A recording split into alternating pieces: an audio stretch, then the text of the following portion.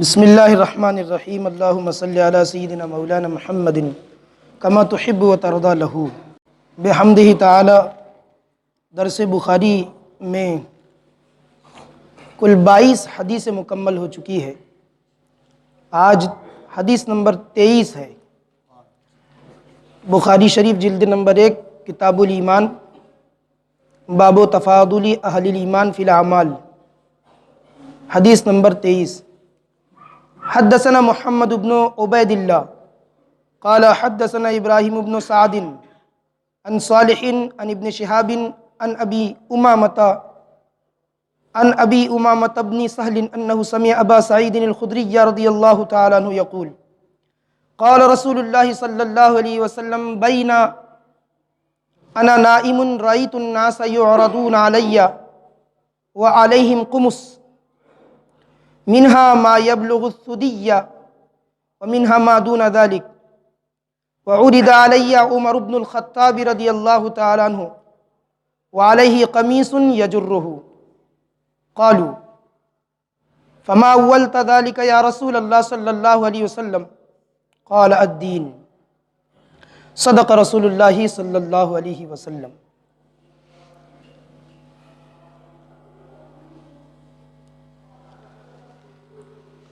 حضرت ابو سعید خدری رضی اللہ تعالیٰ عنہ صحابی رسول ہے، حدیث روایت کرتے ہیں کہ اللہ کے رسول صلی اللہ تعالیٰ علیہ وسلم نے فرمایا بین انا نائم، اس درمیان کہ میں آرام فرما رہا تھا، رأیت الناس، میں نے ایک خواب دیکھا،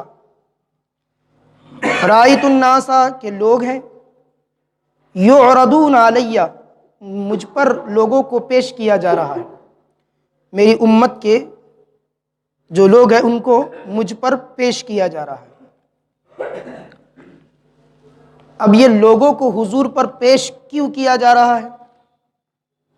تو بزرگان دین فرماتے ہیں کہ حضور کی امت کو حضور پر پیش کیا جاتا ہے تاکہ ان کے اعمال حضور کو پتہ چلے۔ حضور کی امت کو حضور پر پیش کیا جاتا ہے، یعنی ان کے حالات بتائے جاتے ہیں۔ ایک دوسری حدیث کا مفہوم ہے کہ ہر جمعہ کے دن حضور کی بارگاہ میں امت کے اعمال پیش کیے جاتے ہیں اور ان کا درود بھی پیش کیا جاتا ہے، اعمال پیش کیے جاتے ہیں۔ کون سا امتی کس حالت میں ہے حضور جانتے ہیں۔ یہ صحیح حدیث کا مفہوم ہے، اور اس حدیث سے بھی اس حدیث کی تائید ہوتی ہے جو بخاری نے روایت کیا۔ حضور فرماتے ہیں میں لیٹا تھا، آرام فرما رہا تھا، میں نے لوگوں کو دیکھا کہ لوگ مجھ پر پیش کیے جا رہے ہیں، اور یہ اللہ کی طرف سے ہوتا ہے، یہ پیش کیا جانا اللہ کی طرف سے ہوتا ہے۔ اللہ حضور کے امتیوں کے احوال حضور پر پیش فرماتا ہے تاکہ حضور دیکھے۔ حدیث میں ہے کہ اگر جب حضور اچھے اعمال دیکھتے ہیں تو خوش ہو کر دعا سے نوازتے ہیں، اور جب برے اعمال دیکھتے ہیں تو حضور کو تکلیف ہوتی ہے، پھر بھی دعا عطا فرماتے ہیں کہ اصلاح ہو جائے۔ تو حضور کریم صلی اللہ تعالی علیہ وسلم خوش ہو جائے ایسے اعمال کرو، اور یہ ہر ہفتے روٹین ہے، ہر ہفتے جمعہ کے دن آپ کے اعمال پیش کیا جانا ہے حضور کی بارگاہ میں۔ اب جو آپ ایک ہفتے میں عمل کر رہے ہیں وہ سب اعمال حضور کی بارگاہ میں پیش ہے۔ کوئی امتی یہ نہ سمجھے کہ آپ سے بے خبر ہے رسول، نہ، حضور کو سب خبر ہے ہو کیا رہا ہے، اس لیے اچھے اعمال پیش کیے جاؤ۔ تو حضور کی بات ہے۔ ایک حدیث میں یہ بھی آیا ہے کہ ماں باپ پر ان کی اولاد کی کیفیت پیش کی جاتی ہے۔ جو نیک ماں باپ ہے جب وہ مر جاتے ہیں تو ان کے قبروں میں فرشتوں کے ذریعے ان کو بتایا جاتا ہے کہ تمہاری اولاد یہ کر رہی ہے۔ تو جناب جب امتی پر پیش کیے جا رہے ہیں تو حضور ہے، تو حضور جانتے ہیں سب۔ ویسے حضور کی مرضی، جس طرف نگاہ نبوت اڑ گئی اس طرف تجلی ہی تجلی، سب کھل جاتا ہے، پردے اٹھا لیے جاتے ہیں، جس طرف بھی مصطفیٰ کی نظر عنایت اٹھ جاتی ہے اس طرف حجابات اٹھ جاتے ہیں اور سب کچھ روشن ہو جاتا ہے، حضور کے سامنے ہوتا ہے، جو کچھ بھی ہوتا ہے سب حضور کے سامنے ہوتا ہے۔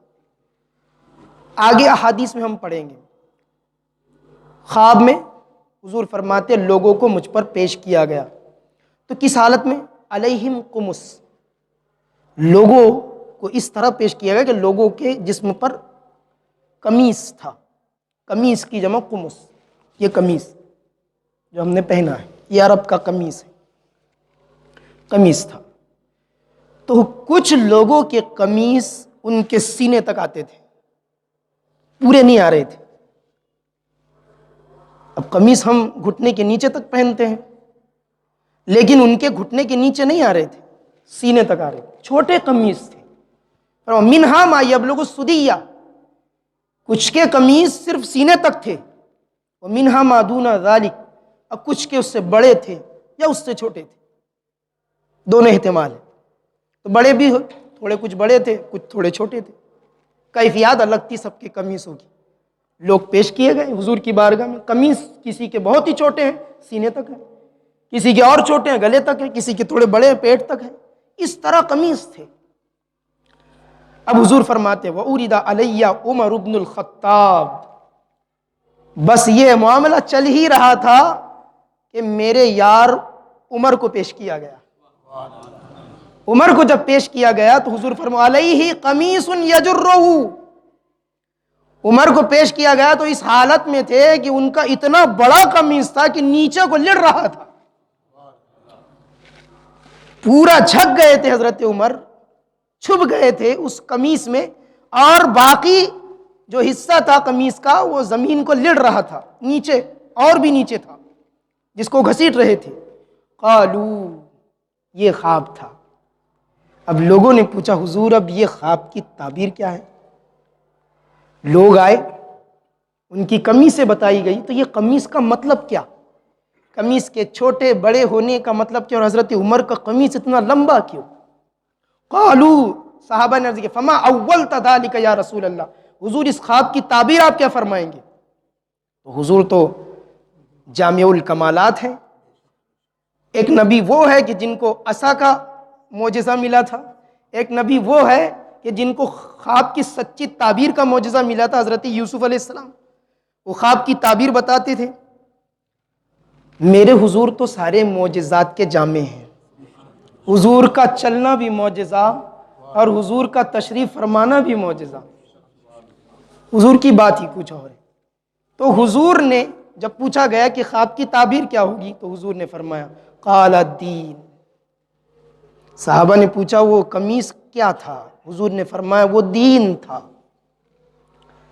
کیا مطلب؟ مطلب یہ ہے کہ جس کا قمیص سینے تک ہے اس کا دین بہت نامکمل ہے، اس کا ایمان بہت کمزور ہے، اور جس کا دین یعنی عمر کو پیش کیا گیا اور عمر پر قمیص بہت لمبا تھا، اس کا مطلب یہ ہے سب سے بہتر اور با کمال دین میں عمر ہے، سب سے اچھا اور کامل و اکمل دین عمر کا ہے کہ پر کے بھی بچ جاتا ہے، اس کا مطلب عمر دین میں کامل و اکمل شخصیت کا نام ہے۔ اس میں حضرت عمر کی فضیلت بیان کی گئی۔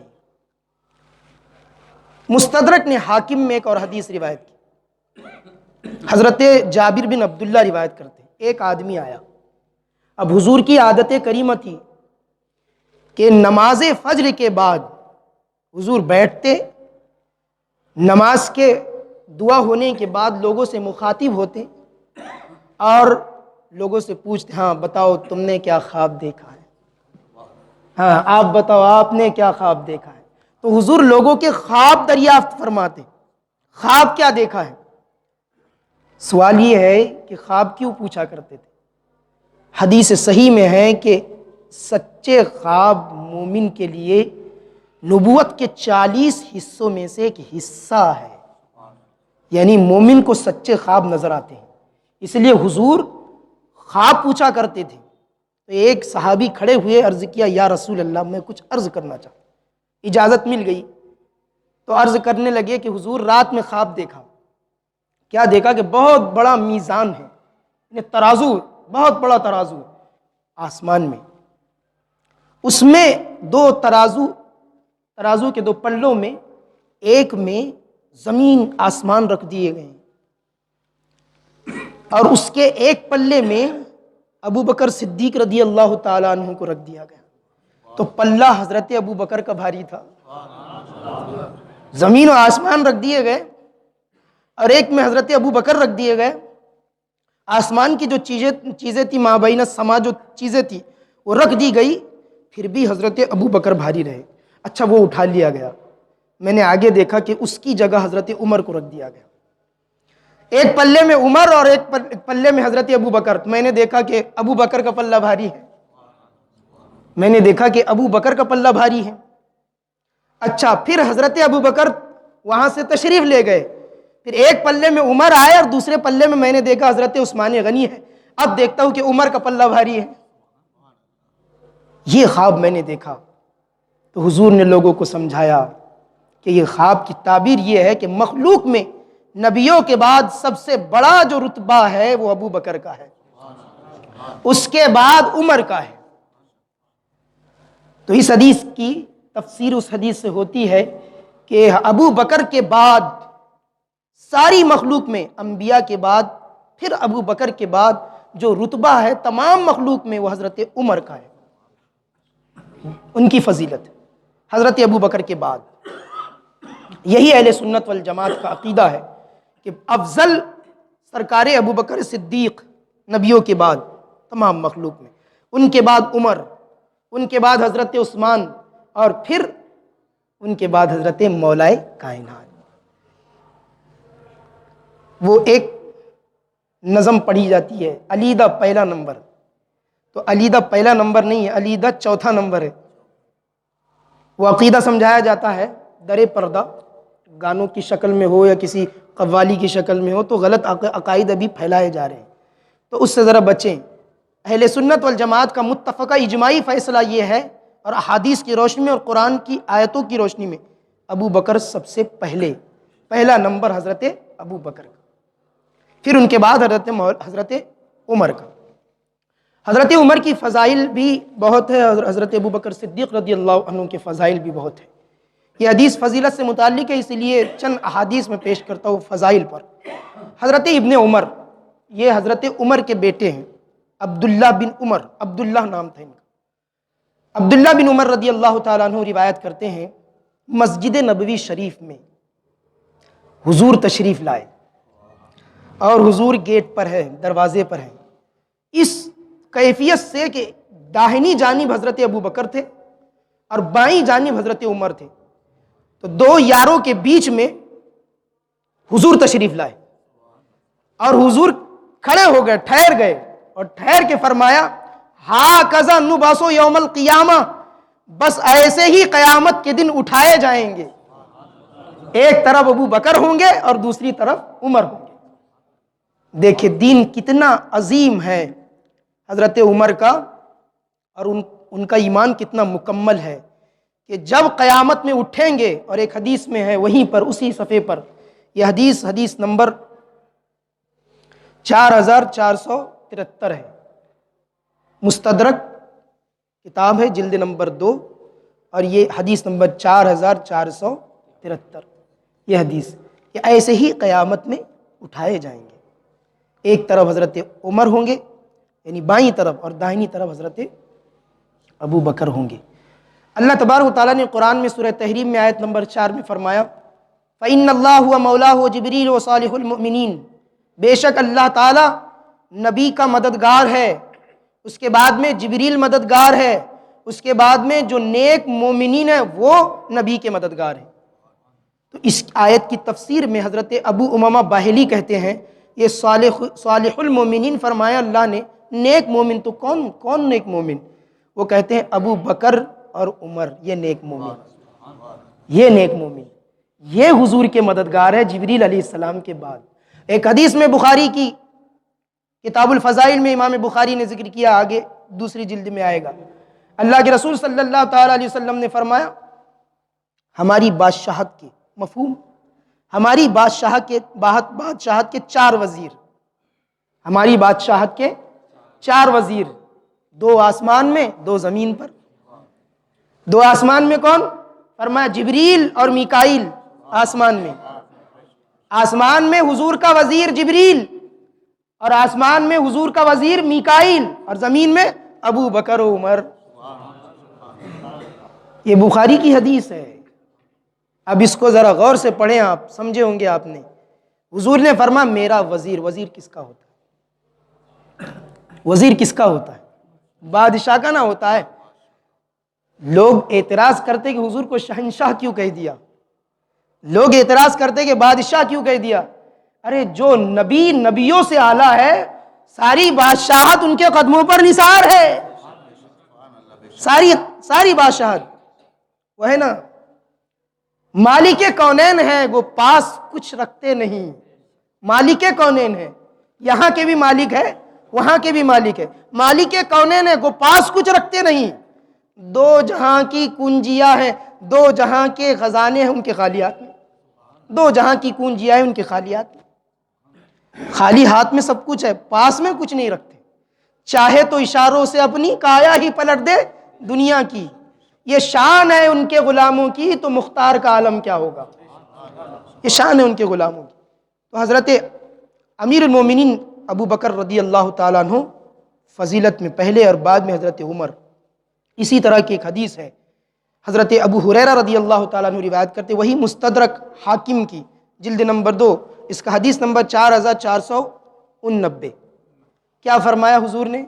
حضور نے فرمایا جنت میں جبریل میرے پاس آئے تھے اور مجھے جنت دکھائی۔ صحابہ میں حضور بیان کر رہے ہیں کہ جبریل میرے پاس آئے تھے اور مجھے جنت دکھائی۔ تو کیا حضور جھوٹ بول رہے ہیں؟ حضور فرما رہے ہیں جبریل میرے پاس آئے تھے اور مجھے جنت دکھائی، تو کیا حضور جھوٹ بول رہے ہیں؟ پھر یہ کیوں کہتے ہو کہ نبی کو علم نہیں ہے، نبی کا پاور نہیں ہے؟ پاور نہ ہوتا تو زمین پہ بیٹھ کے جنت میں کیسے چلے جاتا؟ نبی وہ ہے کہ جس کا ایک قدم زمین پر ہے تو دوسرا قدم جنت میں ہے، وہ طاقت رکھتا ہے ہمارا نبی۔ اس لیے تو کہنے والے نے، عاشق نے بہتر کہا، سب سے اعلیٰ و اولیٰ ہمارا نبی، سب سے بالا و اعلیٰ ہمارا نبی، خلق سے اولیاء، اولیاء سے رسول اور رسولوں سے اعلیٰ ہمارا نبی۔ کیا سمجھتے ہو نبی کو؟ نبی کی یہ فضائل تو بیان ہی نہیں کیے جاتے۔ تو جبریل علیہ السلام آئے اور حضور کو جنت دکھائی۔ اب جنت دکھائی گئی،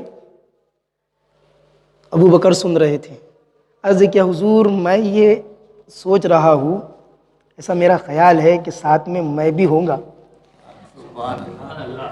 ساتھ میں آپ کو جبریل نے جنت دکھائی، آپ نے دیکھی، تو میرا ایسا خیال ہے کہ ساتھ میں میں بھی ہوگا۔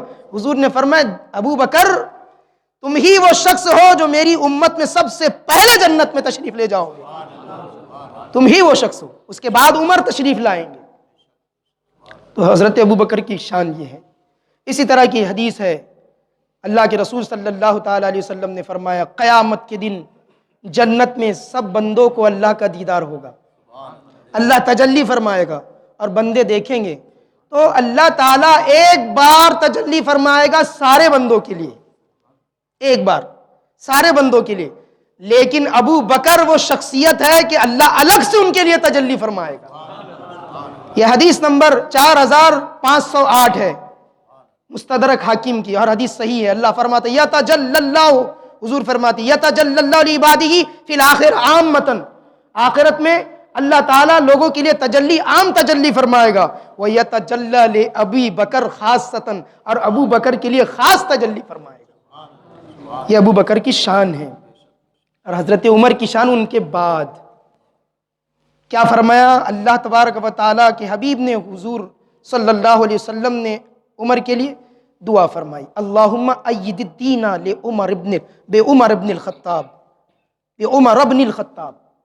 اے اللہ دین کو قوت دے عمر بن خطاب کے ذریعے۔ دعا فرمائی تھی، اے اللہ عمر بن خطاب کے ذریعے دین کو طاقت عطا فرما۔ تو عمر اسلام لائے، اور جب عمر اسلام لائے تو جبریل نازل ہوئے اور حضور کی بارگاہ میں آ کر یہ عرض کیا کہ حضور جانتے ہیں آسمان پر خوشخبری ہے. حضور نے فرمایا مسکرا کر کیا خوشخبری ہے؟ حضور تو جانتے ہی تھے، لیکن چونکہ بادشاہ کی شان ہوتی ہے وزیر سے پوچھتا ہے. جانتا ہے کہ یہ خزانہ اپنا ہی ہے، لیکن پوچھتا ہے کہ وزیر آؤ یہ خزانہ اپنا ہی ہے نا، کتنے یہاں پر خادم ہیں، کیا ہے؟ تو یہ بادشاہ کی شان ہوتی ہے، اسی لیے لوگ اس کو کیا پوچھ کرتے ہیں. اگر نبی کو معلوم ہوتا تو جبریل سے کیوں پوچھتے؟ ان کے دل میں صرف نقصان ہی نقصان ہے، بس کھینچا تانی ہے، حضور پاک کی شان بیان نہیں. ارے کسی شاعر نے کہا ہے آنکھ والا تیری جوبن کا تماشا دیکھے، دیدہ کور کو کیا آئے نظر کیا دیکھے. اگر آنکھ میں بینائی ہے ایمان کی تو دیکھو حضور کے جلوے کیا ہے. جیسے ابو بکر نے دیکھے، جیسے حضرت عمر نے دیکھے، جیسے عثمان نے دیکھے، مولا علی حیدر نے دیکھے. پھر جلوے دیکھو. اگر آنکھ میں ایمان کی روشنی ہے تو پھر جلوہ مصطفیٰ دیکھو. پھر جبریل بھی ہے تو عرض کرتا ہے یا رسول اللہ آگے آپ ہی کا مقام ہے، جبریل کا نہیں ہے. لوگ کہتے ہیں کہ جبریل استاد تھے. کیسے استاد ہو گئے؟ کیا بھلا بادشاہ کا استاد وزیر ہوا کرتا ہے؟ نہیں. اور یہ ایسے ویسے بادشاہ تھوڑی ہے، یہ تو سید المرسلین، کائنات کے آقا، عالم غیب مصطفیٰ جان رحمت صلی اللہ علیہ وسلم. ان کی بادشاہت کا کیا عالم ہوگا؟ بہر کیف تو آسمان پہ دھومیں مچی ہے، خوشخبری ہے. تو حضور نے مسکرا کر پوچھا جبریل کس بات کی؟ تو جبریل عرض کرتے حضور عمر جو اسلام لایا ہے اس کی خوشخبری ہے. فرشتے خوشیاں منا رہے ہیں کہ عمر اسلام لا چکا ہے. عمر وہ ہے، ان کا دین کامل و اکمل تھا. اللہ کے رسول صلی اللہ تعالی علیہ وسلم کی حدیث پاک ہے کہ سب سے پہلے جو قبر کھلے گی سور پھونکنے کے بعد، قیامت آنے کے بعد، زمین و آسمان کے ختم ہونے کے بعد، سب سے پہلے جو قبر کھلے گی وہ میری قبر ہے. سب سے پہلے قبر سے میں باہر تشریف لاؤں گا، حضور نے فرمایا. اس کے بعد میں فرمایا پھر ابو بکر، پھر عمر، یہ دو آئیں گے. ان حدیث سے حضرت ابو بکر کی فضیلت اور ان کے بعد حضرت عمر کی فضیلت پتہ چلتی ہے. عمر تو ہے انصاف کا پیکر، دنیا کو انصاف کی تھیوری دینے والا عمر ہی تو ہے. انصاف کے قواعد و قوانین کو باقاعدہ طریقے سے تحریر کرنے والا عمر تو ہے. عمر بن خطاب ہی تو ہے جو انصاف کا پیکر ہے. رات ہو گئی، تقریباً 1 سے 1:30 بج رہا ہوگا، بہت سناٹا چھایا ہوا ہے. راستے میں کوئی نہیں ہے. ایک شخصیت جا رہی ہے، منہ پر غلاف ہے، نقاب ڈالے ہوئے ہے، اور ایک شخصیت رات میں مدینے کا گشت کرتی ہوئی نظر آ رہی ہے. کوئی بھوکا تو نہیں ہے؟ کسی کے پاس پیسے کی ضرورت ہو، پیسہ نہ ہو؟ کس کو کس بات کی ضرورت ہے؟ تو لوگوں کی ضرورت کھوجنے کے لیے ایک شخص ہے تنہا، باقی ساری دنیا سو رہی ہے. مدینے میں سب سو گئے، لیکن ایک شخصیت ہے منہ پر نقاب ڈالے گھوم رہی ہے. ایک بڑھیا کے گھر کے قریب پہنچے. وہ بڑھیا کروٹیں بدل بدل کر یہ کہہ رہی تھی آج میرے گھر کھانا نہیں بنا، میں خلیفہ کی شکایت اللہ سے کروں گی. دور خلافت عمر کا تھا، عمر کی دور خلافت تھی، زمانہ حضرت عمر کے خلیفہ ہونے کا تھا. اس وقت حضرت عمر خلافت پر فائز تھے، خلیفہ حضرت عمر تھے، بادشاہ اسلام عمر تھے. اس دور میں پوری دنیا میں بادشاہ اسلام عمر تھے. اب عمر ہے، وہ شخص جو نقاب ڈالے گھوم رہا تھا ٹھہر گیا، دروازے کے قریب ہوا تو اس کی کوسا کاٹی سن رہا تھا. بڑھیا تھی، کوس رہی تھی. خلیفہ میں شکایت کروں گی اللہ سے. دروازہ کھٹکھٹایا نقاب پوش نے. کون؟ صاحب حاجت ہے، دروازہ کھولیے. دروازہ کھلا، بوڑھی ماں ہے. دیکھا کیا بات ہے؟